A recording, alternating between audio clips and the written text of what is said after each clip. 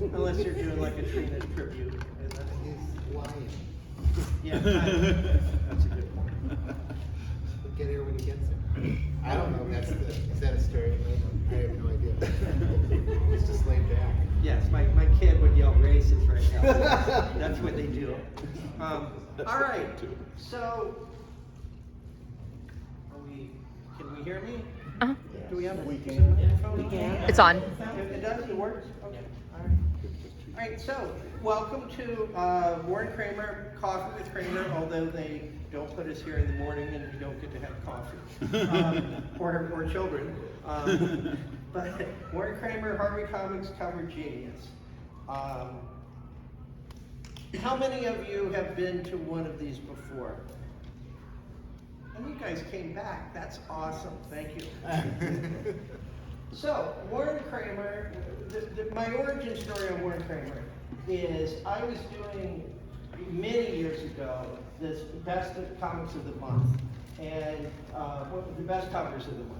And I would have this 9-panel grid, and I noticed that I didn't really know much about Warren Kremer. I just noticed that the little dot one was good, you know, and so Kirby obviously is in the middle. That's the best spot. And Kirby's all over the place. But I like that one a lot.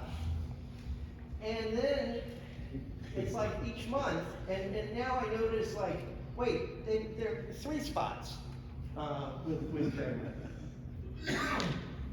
And then it's like, holy moly, he's in the center on months, and like it's the best. It's beating George Wilson, it's beating Romita, it's beating all these things that I think are really good cover artists, and I'm loving these.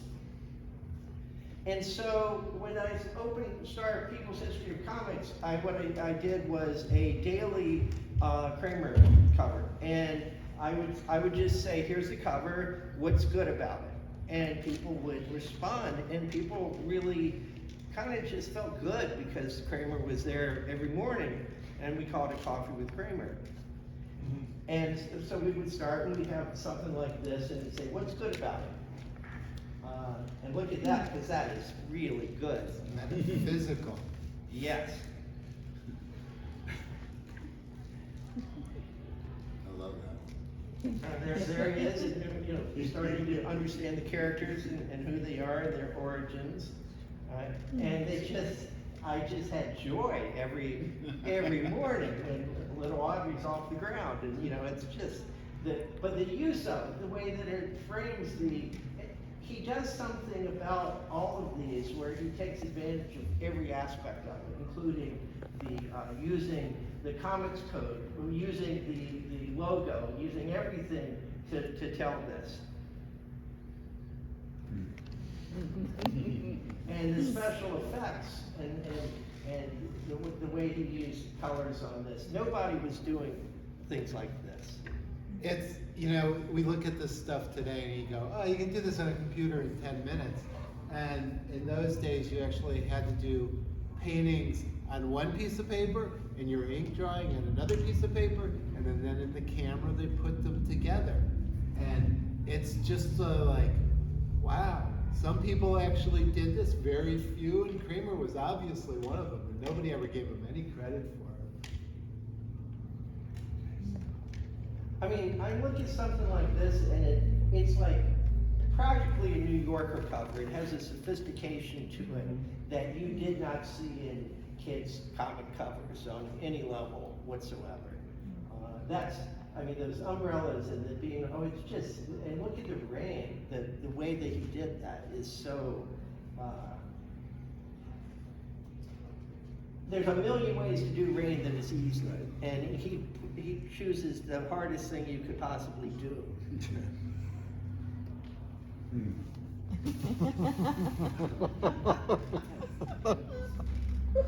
Like, I don't immediately gravitate toward Baby Huey and this just makes you feel happy.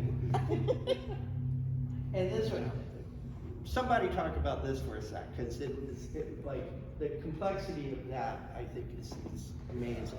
Yeah, I mean, I love all of, there's no bad one, you're right, it's very difficult. Once in a while, I found a cover that doesn't work, and I don't know if we have it, or we'll talk about it some other time. But,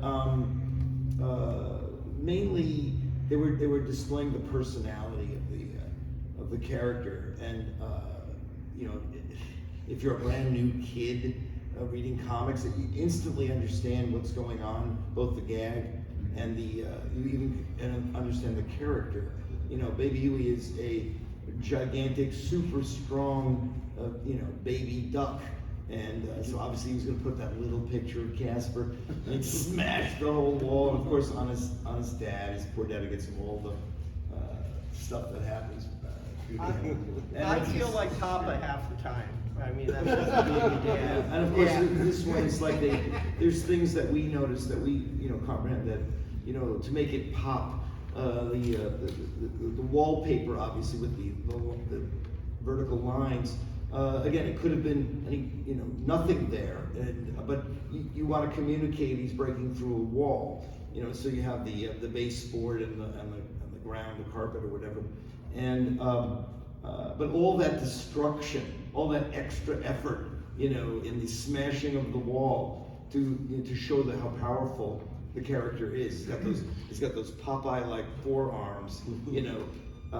And if you've ever seen the cartoons on TV, which were on TV back when that's why they have little TV sets in the upper left there, you know, that little shape. You know, you kind of knew the character and who he was and what he did. And all these covers are just demonstrations and make it clear with a gag. And you know, there's the gag in this particular one.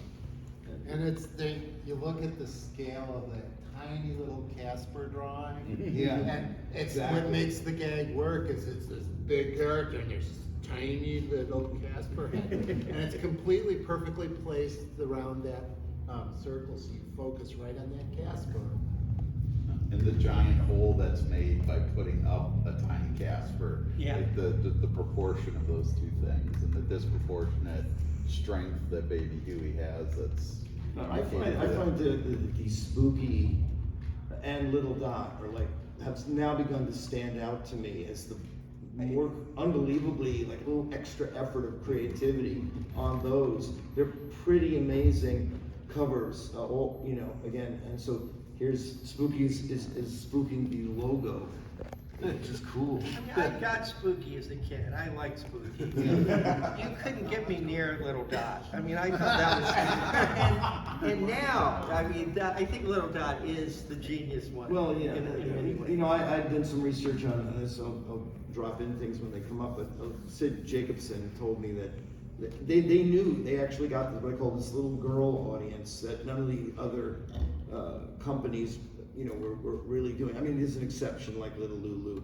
There's a couple of other ones, but Harvey went whole hog with that. They knew there was this little girl audience, and they went for it.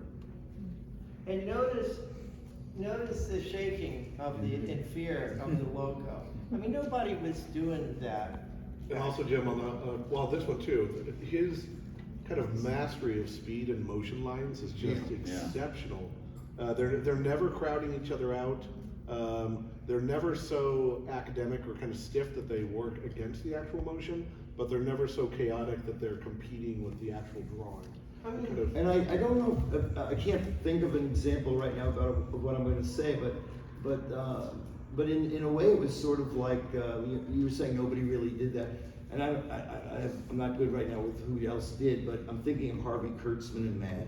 And I don't know if he did anything particularly with the Mad logo. I mean, he did things where he didn't use the logo. He used like the Life magazine typeface and things like that. But they played with the, what's the right term? The meta, you know, the fact that they know they're in a comic book. A la Tex Avery knew that the characters were in a cartoon. Yeah. And on that last, sorry, go ahead. I think there's something with Kremer that because I love Kurtzman's stuff, but Kremer has this really crystal clear cartooning sense of shape that the art school's coming out at me and going, this is a frigging Matisse, but it's got a joke with it that makes you laugh. And the like understanding the form where he's simplifying the form way down to these shapes to get you that falling thing. It's just astonishing. And having done color holds for the mighty DC at one point, man, the editors bitch miserably about them, the printers bitch about them, and I'm just astounded at how much he uses them on. Color holds are the yellow lines, which they're not paintings, but they're another ink drawing done on another piece of paper, and it's just photographically all those color lines are put together. So Mark, are you saying that Matisse's Red Room was just missing a banana peel? Yes, Yeah. totally. But one of the things I wanted to say about this in relationship to the other two is that you've got three logos that have the lines around them, the motion lines around them, and each one's conveying a different kind of motion, right? So Spooky's conveying that the logo is scared, and then Spooky's got motion lines around him that are for scaring, right? So, and those are distinctly different from motion lines that are about shaking. Vibration, yeah. Yeah, vibration, yeah, and that there's like, I don't know, you could do like a glossary of motion lines for the different emotional effects and physical effects that he's trying to get. Because he repeats jokes but does them differently all the time, you could do collections of so many of these things. Just people underwater is a whole study. It's just the period when these were going up every, it was like, how often is there a reason you actually want to be on Facebook? Like something like this intense pleasure of something new and discovering it. I mean, as an old fart artist now, there's not a lot of new artists to me, and I'm like Kirby writes in Barry Smith, superhero guy. I didn't do kid comics. I was into serious shit, and I fell in love with this stuff. It was just delightful. Yeah, on Richie Rich, so I learned how to read from Richie Rich comics when I was 3. And if you were growing up in 1972, 73 at that time, there were 22 Richie Rich comics published every month. And I didn't have the allowance to buy more than 3 or 4, but I would pick a lot of these up at used bookstores and stuff for a nickel or a dime a piece. And I was voracious with the Harvey books in general, but Richie Rich in particular.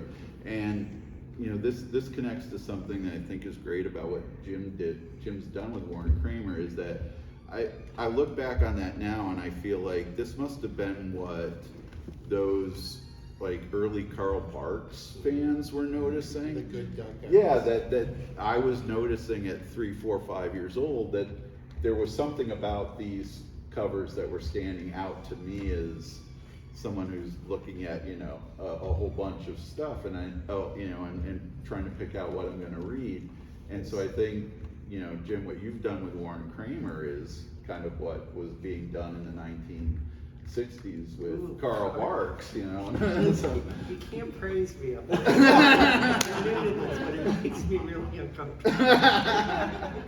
Jim, on this one also, it might just be the parent in me, but there's a little bit of menace that I find in how close some of those eyes are to his eye. It's very close. Yeah, it's a needle in the eyeball. One little Lotta jump away, and Richie Rich is in the emergency room. And I gotta say, that is a great placement of a circle on a cover, and the tension, the tangents, and the two edges of the cover to get your eye to focus on Richie.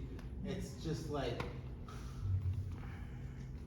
and it's modern art. There's this whole level of he's putting modern art into this stuff and not even telling us. I mean, My friend Jeffrey out there noticed would comment regularly about what he could do with the eyes, and he's always got the eyes going just what they're supposed to be doing, but in a way that not many people can do. yeah, it's really, really hard. This was